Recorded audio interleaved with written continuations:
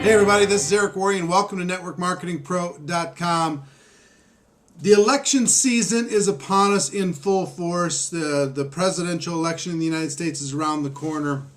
And all my friends are talking about if this candidate gets in, then it's going to be amazing. If this other candidate gets in, it's going to be the end of the world. It made me think back through my adult life. I graduated in high school in 1982. And the end of the President Carter administration. And I've been through, I look back and I've been through 6 American presidents in my adult life. President Carter, President Reagan, President Bush, President Clinton, second President Bush, and now President Obama. And I thought about, well, how much of these different presidents affected my career, affected my future? And the answer was not much. It made me think back to what Jim Rohn would say. Jim Rohn would say, look, you can put all your hopes and dreams into whether the Democrats or the Republicans get into office, but guess how much that's going to have an impact on your hopes and dreams and future and opportunity and career? Not much. Not much. And I've got to say, after really looking back at it, not much. I mean, when President Carter was in office, our economy was in terrible shape, We had interest rates at 20%. Interest rates. How hard was that for business to be able to operate? Very difficult. But you know what? In each of these cases, even back then at 20% interest, yes, it was difficult. But the achievers achieved. The people who were performers performed. People found a way. They dealt with the environment as it was, and they learned how to succeed. They didn't blame everybody else for their problems. They weren't, going off the deep end if the wrong person got into office. They just dealt with whatever they had to deal with. And in each of these cases, all these last 6 presidents, I still had to work on my skills.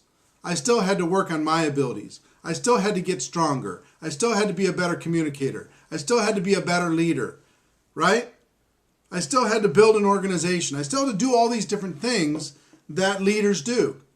So, and I'm sure I'm going to upset some people when I say this, but whether President Obama is reelected or Governor Romney becomes the new president, whether each of those things happens, your life and your future is still up to you.